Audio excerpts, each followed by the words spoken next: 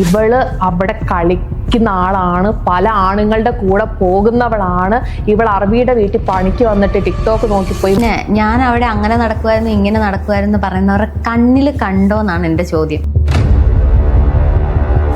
ഞാൻ കുവൈറ്റിൽ ആണുങ്ങളുടെ കൂടെ നടക്കുമെന്ന് പറഞ്ഞു ഒരാണെങ്കിലും തൻ്റെ ഇടത്തോടെ തന്തയ്ക്ക് പറഞ്ഞവനാണ് എൻ്റെ മുന്നിൽ വന്നിട്ട് നീ എൻ്റെ കൂടെ കിടന്നാന്ന് പറയട്ടെ, ഞാൻ അംഗീകരിക്കാം.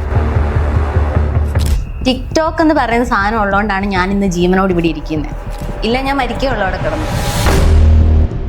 ശ്രീലക്ഷ്മി വളരെ നല്ല രീതിക്ക് എക്സ്പോസിങ് ചെയ്തിട്ടുള്ള ഷൂട്ട്സ് ചെയ്തു. ഇതുപോലൊരു ബാഡ് ആയിട്ടുള്ള അനുഭവം വന്ന് പറഞ്ഞിട്ട് പിന്നീട് ഇതുപോലെ ശരീരം കാണിച്ച് ചെയ്യുമ്പം ശ്രീലക്ഷ്മി അവിടെ സിമ്പതി പിടിച്ചു പറ്റാൻ വേണ്ടി കാണിക്കുന്ന ഒരു നാടകമാണെന്ന് ആൾക്കാർ പറയുമ്പം അതിനോട് ശ്രീലക്ഷ്മി എങ്ങനെയാണ് പ്രതികരിക്കുന്നത്? എൻ്റെ ലൈഫാണ്, ഞാനാണ് തീരുമാനിക്കേണ്ടത്. ഞാൻ എന്ത് ഡ്രസ്സ് ചെയ്യണമെന്നും എങ്ങനത്തെ ഫോട്ടോഷൂട്ട് ചെയ്യണമെന്നും ഏത് രീതി ജീവിക്കണമെന്നും ഞാനാണ് തീരുമാനിക്കുന്നത്. ഓക്കെ, അപ്പം ജീവിക്കാൻ വേണ്ടിയിട്ട് വസ്ത്രത്തിന്റെ അളവ് എത്രയും കുറയ്ക്കാൻ തയ്യാറാവുന്ന ഒരു വ്യക്തിയാണോ ശ്രീലക്ഷ്മി? സ്ത്രീ എന്തോ അതിനകത്ത് എന്തോ വലിയൊരു വൃത്തികെട്ട സാധനമാണ് ഇരിക്കുന്നതെന്നുള്ള ചിന്താഗതി കൊണ്ട് ഇച്ചിരി മാറിടമൊക്കെ കണ്ടു കഴിഞ്ഞ ഉടനെ, ബ്ലൗസിന്റെ പുറത്തൂടെ കണ്ടു കഴിഞ്ഞ ഉടനെ എന്തോ വലിയ സംഭവമായിട്ട് കാണുന്നത്. ഇവിടെ നമ്മുടെ കേരളത്തില് ആണുങ്ങൾക്ക് ലൈംഗിക ദാരിദ്ര്യം ഉണ്ടെന്ന് തോന്നിയിട്ടുണ്ടോ? ആവശ്യത്തിന് ആൾക്കാരെ കിട്ടും ഇപ്പോ, ക്യാഷ് കൊടുത്താണെങ്കിലും അല്ലാതെ. ആരുടെങ്കിലും മോശമായ രീതിയിലുള്ള പെരുമാറ്റങ്ങളോ അല്ലെങ്കിൽ നീ കിടന്നു തന്നാൽ മാത്രമേ സിനിമ നിനക്ക് ലഭിക്കൂ എന്ന് പറഞ്ഞിട്ടുണ്ടോ? പറഞ്ഞിട്ടുണ്ട്. എന്റെ ശരീരം കൊണ്ട് അവർക്ക് കാഴ്ച വെച്ചിട്ട് സിനിമയിലെത്തണ്ട.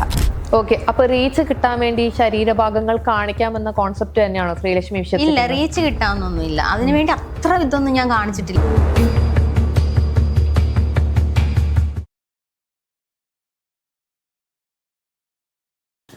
ഹലോ, പ്രേം സ്റ്റെപ്പിന്റെ മറ്റൊരു എപ്പിസോഡിലേക്ക് എല്ലാവർക്കും സ്വാഗതം. ഇന്ന് എൻ്റെ കൂടെ ഉള്ളത് ഒരു വിശിഷ്ട അതിഥി തന്നെയാണ്. മുമ്പ് നമ്മുടെ ഫ്ലോറിൽ വന്നിട്ട് വളരെ സങ്കടകരമായിട്ടുള്ള ആളുടെ കഥകളും കാര്യങ്ങളും പറഞ്ഞു. എൻ്റെ മനസ്സ് വല്ലാതെ ആ സമയത്ത് വിഷമിച്ചിട്ടുണ്ടായിരുന്നു. അതിനുശേഷം ഞാൻ ആളെ കാണുന്നത് അലിൻജോസ് പെരേരയുടെ ഭാര്യയായിട്ടാണ്. റിയൽ ആയിട്ട് ഭാര്യയൊന്നും അല്ലായിരുന്നു, ഒരു ഫോട്ടോഷൂട്ട് കോൺസെപ്റ്റിൽ അവർ ചെയ്ത ഒരു ക്രിയേറ്റീവ് ഐഡിയ മാത്രമാണ്. So let's welcome Sreelakshmi. എന്തൊക്കെയാണ് ശ്രീലക്ഷ്മി വേറെ പുതിയ വിശേഷങ്ങൾ? ഈ ഒരു അലിൻജോസ് മാരേജ് കണ്ട് ആളുകൾ ഞെട്ടിത്തരിച്ച് നിൽക്കുകയാണ്. സോ അലിൻജോസ് പെരേര പറഞ്ഞ കേസ്, നിങ്ങളുടെ ഈ ഒരു വിവാഹത്തിന്റെ ഒരു ഫോട്ടോസും വീഡിയോസും വൈറലായപ്പോൾ, ഫേക്ക് വിവാഹമാണ്, വൈറലായ സമയത്ത് JSK അങ്ങനെ കുറച്ച് മൂവീസ് ഇറങ്ങിയിട്ടുണ്ടായിരുന്നു. ആ മൂവീസിനെ അടക്കം ട്രെൻഡിങ്ങിൽ നിന്ന് മാറ്റി നിർത്തിയാണ് നിങ്ങളുടെ ആ ഒരു കല്യാണ വീഡിയോ വൈറലായി എന്ന് പറയപ്പെടുന്നു. അതിൽ എത്രത്തോളം ശരിയുണ്ട്? ശരിയാണ്. കാരണം ആ സമയത്ത് ഏതൊക്കെയാണെന്ന് എനിക്ക് അറിയില്ല, മൂവീസ് ഇറങ്ങിയിട്ടുണ്ടായിരുന്നു പറയുന്നു. അതൊക്കെ അങ്ങ് താന്നു പോയിട്ട് ഇതൊരു വലിയ ചർച്ചാ വിഷയമായിട്ട് മാറി ആ സമയത്ത്. ഓക്കെ, അപ്പൊ ഫിലിം ഇൻഡസ്ട്രിക്ക് തന്നെ ഒരു വെല്ലുവിളിയായി നിങ്ങൾ രണ്ടുപേരും? അങ്ങനെയൊന്നുമില്ല. ഓക്കെ, ഇപ്പം മുമ്പ് നമ്മുടെ ഫ്ലോറിൽ വന്ന് വളരെ സങ്കടകരമായ ഒരവസ്ഥ അനുഭവിച്ച സാഹചര്യങ്ങളെല്ലാം പറഞ്ഞിട്ട് പോയ ശ്രീലക്ഷ്മിയെ ഇത്ര സന്തോഷത്തോടെ നമ്മുടെ ഫ്ലോറിൽ നിന്ന് കാണാൻ പറ്റിയതിന് ഒത്തിരി സന്തോഷമുണ്ട്. സോ ഒരുപാട് നെഗറ്റീവ് കമൻസ് ശ്രീലക്ഷ്മിയുടെ സ്റ്റോറി പറഞ്ഞ സമയത്ത് നേരിടേണ്ട വന്നിട്ടുണ്ടായിരുന്നു. നല്ല രീതിക്ക് ആ വീഡിയോ റീച്ച് പോയപ്പോഴും അതിൻ്റെ താഴെ കണ്ടത് ഇവള് അവിടെ കളിക്കുന്ന ആളാണ്, പല ആണുങ്ങളുടെ കൂടെ പോകുന്നവളാണ്, ഇവൾ അറബിയുടെ വീട്ടിൽ പണിക്ക് വന്നിട്ട് ടിക്ടോക്ക് നോക്കിപ്പോയി, ഇവള് ജയിലിൽ കിടന്ന് നന്നായി, നീ അനുഭവിക്കണം എന്നൊക്കെ പറഞ്ഞ് വളരെ മോശമായ രീതിയിൽ. അത് എത്രത്തോളം മോശമാണെന്നുള്ളത് നമുക്ക് ഈ ഫ്ലോറിൽ പറയാൻ വേണ്ടി പറ്റില്ല. അത്രയ്ക്ക് മോശമായ രീതിയിലുള്ള കമൻസ്, ഒരു പെണ്ണിനെ എത്രത്തോളം തരം താഴ്ത്താൻ പറ്റുമോ, സ്ത്രീത്വത്തെ അപമാനിക്കാൻ പറ്റും, ആ രീതിയിലുള്ള കമൻസ് ഒക്കെ കണ്ടിട്ടുണ്ടായിരുന്നു. അവിടെ നിന്ന് ഒന്നുകൂടി ഉയർച്ചയിൽ എത്തി നിൽക്കുകയാണ് ശ്രീലക്ഷ്മി. എന്ത് തോന്നുന്നു? ഞാൻ ഉയരങ്ങളിലേക്ക് എത്തും, പറയുന്നവരവിടെയെന്ന് പറയും, അത്രേ ഉള്ളൂ. പിന്നെ ഞാൻ അവിടെ അങ്ങനെ നടക്കുമായിരുന്നു ഇങ്ങനെ നടക്കുമായിരുന്നു പറയുന്നവരുടെ കണ്ണിൽ കണ്ടോ എന്നാണ് എൻ്റെ ചോദ്യം. അവരുടെ കണ്ണിൽ കണ്ടിട്ടില്ല. ഈ പറയുന്ന ഒരാൾക്കാരും എന്നെ എങ്ങും വെച്ച് കണ്ടിട്ടില്ല കുവൈറ്റിൽ. കാരണം ഞാൻ അവിടെ ഒരു വീട്ടിലായിരുന്നു, അതിന് വെളിയിലോട്ട് എനിക്ക് ഇറങ്ങാൻ പറ്റുന്ന അവസ്ഥയിൽ ജീവിച്ച ആളല്ല ഞാൻ കുവൈറ്റിൽ ആണുങ്ങളുടെ കൂടെ നടക്കുമെന്ന് പറഞ്ഞു ഒരാണെങ്കിലും തൻ്റെ ഇടത്തോടെ തന്തയ്ക്ക് പറഞ്ഞവനാണ് എൻ്റെ മുന്നിൽ വന്നിട്ട് നീ എൻ്റെ കൂടെ കിടന്നാന്ന് പറയട്ടെ, ഞാൻ അംഗീകരിക്കാം. തന്തയ്ക്ക് പറഞ്ഞവന്മാരുണ്ടെങ്കിൽ ശ്രീകുട്ടി അല്ലെങ്കിൽ ശ്രീലക്ഷ്മി. ശ്രീകുട്ടി എന്ന് പറഞ്ഞാലേ അറിയത്തുള്ളൂ. ടിക്ടോക്ക് ശ്രീകുട്ടിയായിരുന്നു, പിന്നീട് ഈ ഫീൽഡിലേക്ക് വന്നപ്പോൾ ശ്രീലക്ഷ്മി ആക്കിയതാണ്. ഏതെങ്കിലും ഒരുത്തൻ ഞാൻ കൊണ്ടു നടന്നയാന്ന് പറഞ്ഞോട്ടെ, ഞാൻ അംഗീകരിക്കാം. അങ്ങനെ വന്ന് പറഞ്ഞ, അല്ലാതെ ചുമ്മാ അവൾ അങ്ങനെ നടക്കുമായിരുന്നു ഇങ്ങനെ നടക്കുമെന്ന് പറഞ്ഞിട്ട് കാര്യമില്ല. അതൊക്കെ പുല്ല് വിലയായിട്ടാണ് ഞാൻ കാണുന്നത്. അതൊന്നും ഞാൻ അംഗീകരിക്കുന്നേ ഇല്ല. ഇനി തന്തയ്ക്ക് പറഞ്ഞ ഒരുത്തം വരട്ടെ, ഈ പറഞ്ഞ ആൾക്കാരിൽ ആരെങ്കിലും വരട്ടെ, ഞങ്ങൾ കൊണ്ട് നടക്കുമായിരുന്നു അല്ലെ ഇവള് ഞങ്ങളുടെ കൂടെ നടക്കുമായിരുന്നു, അങ്ങനെ പറഞ്ഞു വരട്ടെ. അല്ലാതെ അവിടെ ഇവിടെ ഇരുന്ന് ഇങ്ങനെ പറഞ്ഞിട്ട് കാര്യമില്ല. കാരണം അവിടെ ഒരു ജയില് പോലെ ജീവിച്ച ആളാണ് ഞാൻ. ടിക്ടോക്ക് എന്ന് പറയുന്ന സാധനം ഉള്ളതുകൊണ്ടാണ് ഞാൻ ഇന്ന് ജീവനോട് ഇവിടെ ഇരിക്കുന്നത്. ആ ടിക്ടോക്കിൽ എൻ്റെ പ്രശ്നങ്ങളും എൻ്റെ സങ്കടങ്ങളും പുറലോകത്തെ അറിയിച്ചപ്പോഴാണ് എംബസി എന്ന് പറഞ്ഞൊരു കാര്യം ഉണ്ടെന്നും ആ വീട്ടിൽ നിന്ന് ഇറങ്ങി ഓടിയാൽ എംബസിയിൽ എത്താമെന്നും അവിടെ നിന്ന് രക്ഷപ്പെട്ട് നാട്ടിൽ വരാൻ പറ്റുമെന്നും ഞാൻ അറിഞ്ഞത്. ഇല്ല, ഞാൻ മരിക്കുകയുള്ളൂ അവിടെ കിടന്ന്. അതുകൊണ്ട് ടിക്ടോക്ക് ചെയ്തു എന്ന് പറഞ്ഞ് എന്നെ ആരും ആക്ഷേപിക്കണ്ട. ആ ടിക്ടോക്ക് കാരണമാണ് ഞാൻ ഇന്നീ നിലയിലെത്തിയിരിക്കുന്നത്. അതിനെനിക്ക് അഭിമാനമാണ് തോന്നുന്നത്. തീർച്ചയായും അത് അറിഞ്ഞതിൽ ഒത്തിരി സന്തോഷമുണ്ട്. സോ കരുതിക്കൂട്ടി ശ്രീലക്ഷ്മിയെ മനഃപൂർവ്വം തകർക്കാൻ വേണ്ടി ആളുകൾ ശ്രമിക്കുകയാണെന്ന് തോന്നിയിട്ടുണ്ടോ? എനിക്ക് അങ്ങനെ തോന്നിയിട്ടുണ്ട്. കാരണം ഇങ്ങനെ ഒരു കാര്യം പറയുന്ന എന്നെ വ്യക്തിപരമായിട്ട് അറിയാവുന്ന ഒരാളും ഇല്ല. എന്നെ കണ്ടിട്ടുണ്ടെന്ന് പറയുന്നു, അല്ല എന്നെ കണ്ട ആൾക്കാരും ഇല്ല. ചുമ്മാ അങ്ങ് പറയാണ് കണ്ടിട്ടുണ്ട്, വിളിച്ചിട്ടുണ്ട്, സഹായം ഞാൻ ചോദിച്ചിട്ടുണ്ട്.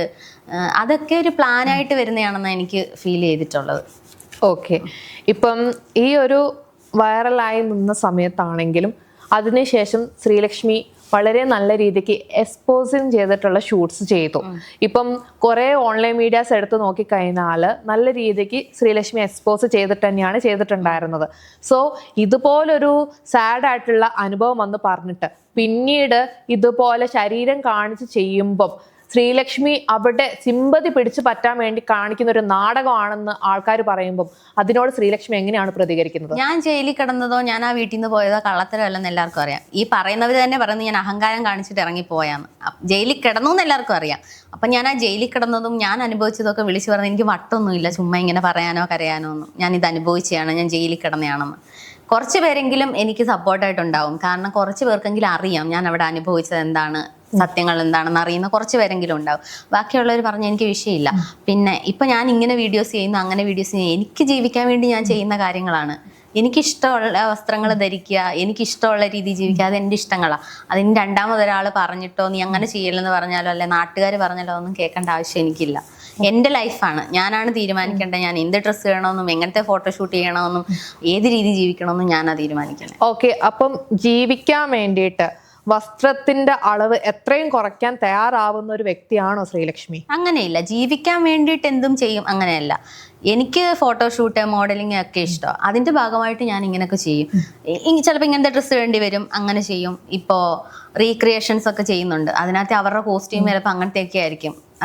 നമ്മൾ പണ്ടത്തെ നടിമാരെയൊക്കെ എടുത്ത് നോക്കി ഇപ്പോഴത്തെ സിനിമകളൊക്കെ ഒരുപാട് ഭേദമാണ്. പഴയ നടിമാരെയൊക്കെ എടുത്ത് നോക്കി അവരൊക്കെ അഭിനയിച്ചിട്ടുള്ള സിനിമയിൽ കഥാപാത്രങ്ങൾ ചെയ്യുമ്പോൾ അവരുടെയൊക്കെ വേഷങ്ങൾ എന്തൊക്കെയായിരിക്കും? അപ്പം എന്ത് പറയും മനുഷ്യർ? സത്യം പറഞ്ഞാൽ സ്ത്രീ എന്തോ അതിനകത്ത് എന്തോ വലിയൊരു വൃത്തികെട്ട സാധനമാണ് ഇരിക്കുന്നതെന്നുള്ള ചിന്താഗതി കൊണ്ടാണ് ഇച്ചിരി മാറിടമൊക്കെ കണ്ടു കഴിഞ്ഞ ഉടനെ, ബ്ലൗസിൻ്റെ പുറത്തൂടെ കണ്ടു കഴിഞ്ഞ ഉടനെ എന്തോ വലിയ സംഭവമായിട്ട് കാണുന്നത്. നമ്മുടെ വീട്ടിൽ അമ്മമാരൊക്കെ, എൻ്റെയൊക്കെ വല്യമ്മച്ചിമാർ അങ്ങനെ അവരൊക്കെ നടന്നിട്ടുള്ള ഒരു ബ്ലൗസും അടിയിലൊരു കൈലി കൊടുത്തിട്ടാണ്, അതിനകത്ത് ഇത് കാണും അവരുടെ. അപ്പൊ പറയോ ഈ പറയുന്ന വീട്ടുകാരുടെ വീട്ടിലും കാണും അങ്ങനെയുള്ളവരൊക്കെ.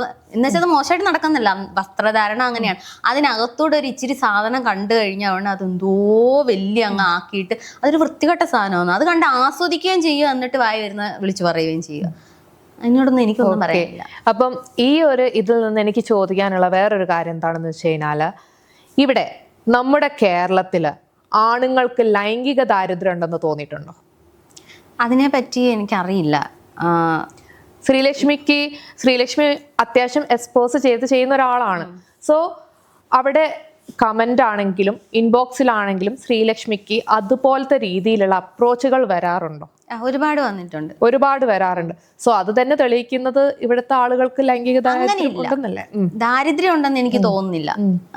ആവശ്യത്തിന് ആൾക്കാരെ കിട്ടും. ഇപ്പോ ക്യാഷ് കൊടുത്താണെങ്കിലും അല്ലാതെ ഇതൊക്കെ അഹങ്കാരമാണ്. ഈ കമന്റ് ബോക്സിൽ വന്നിട്ട് ഇങ്ങനെ പറയാം അങ്ങനെ പറയാം, അല്ലെങ്കിൽ അവളോട് അങ്ങനെ സംസാരിക്കാം ഇങ്ങനെ സംസാരിക്കാം ഉള്ള അഹങ്കാരമാണ്.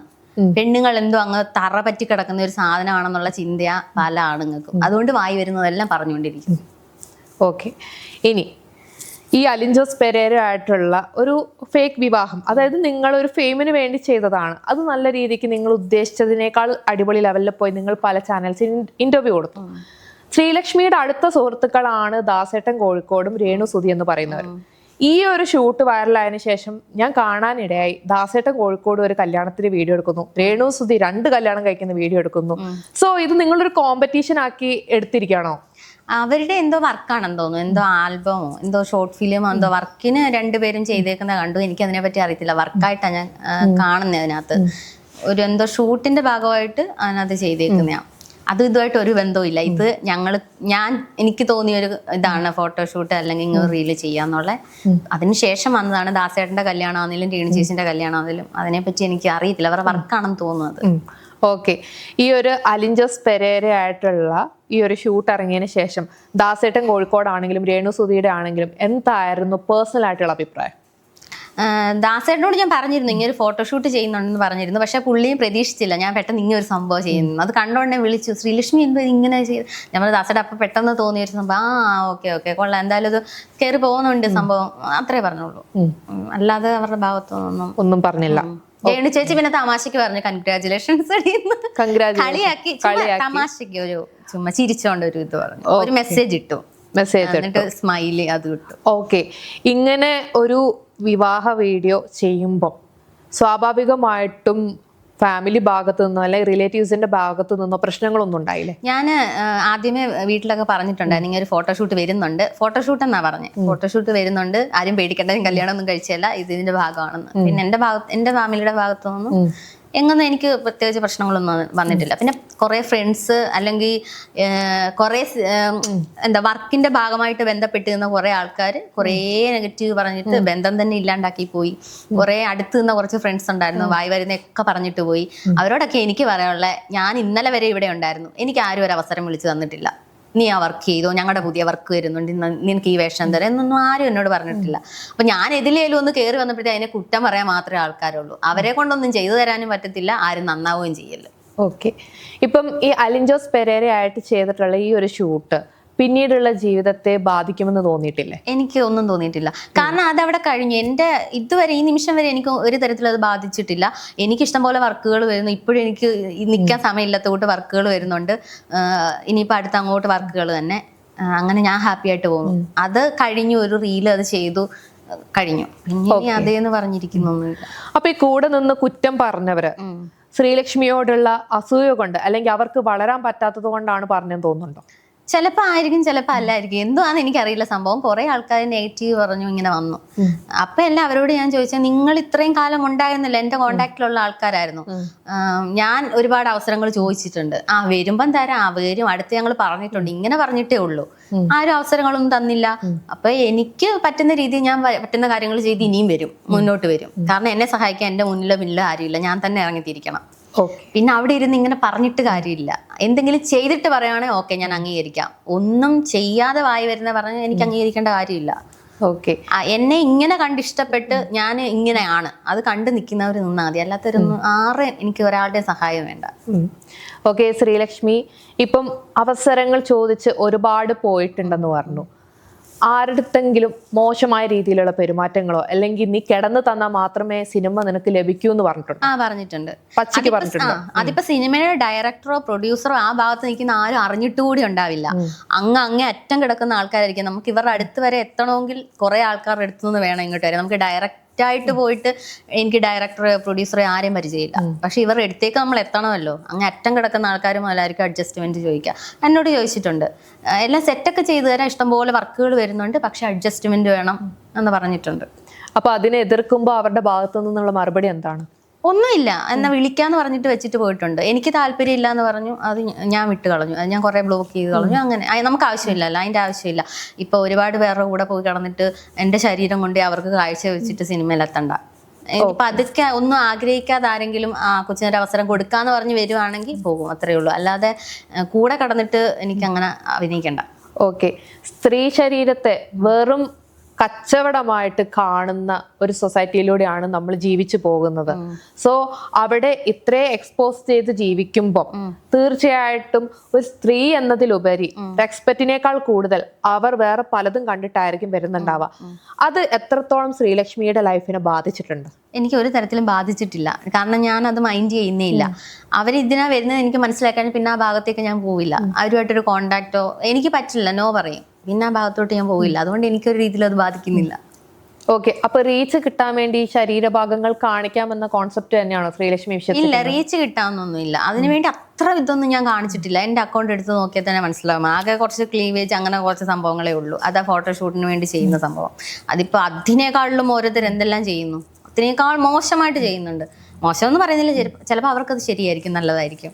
എനിക്കിതൊരു മോശമായിട്ടോ അല്ലെങ്കിൽ അത്ര വൃത്തികേടായിട്ടോ ഒന്നും എനിക്ക് തോന്നുന്നില്ല. ഒരു നോർമൽ ഫോട്ടോഷൂട്ട്, അതിനകത്ത് കുറച്ച് എന്തെങ്കിലും കാണുമ്പോൾ അത് വലിയൊരു സംഭവമായിട്ട് ആൾക്കാരെടുക്കുന്നതിന് നമുക്കിപ്പോൾ ഒന്നും പറയാൻ പറ്റത്തില്ല.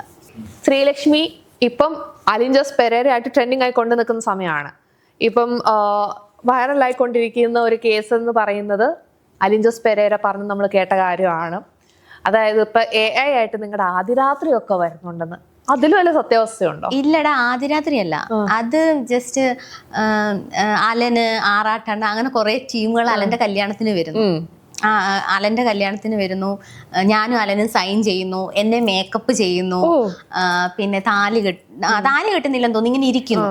അപ്പം കുറച്ച് ഫ്രണ്ട്സ്, അലന്റെ സോഷ്യൽ മീഡിയ ഉള്ളവരൊക്കെ തന്നെയാ, കുറച്ച് ആൾക്കാർ ഇങ്ങനെ ചുറ്റും നിൽക്കുന്നു, ഫോട്ടോ എടുക്കുന്നു.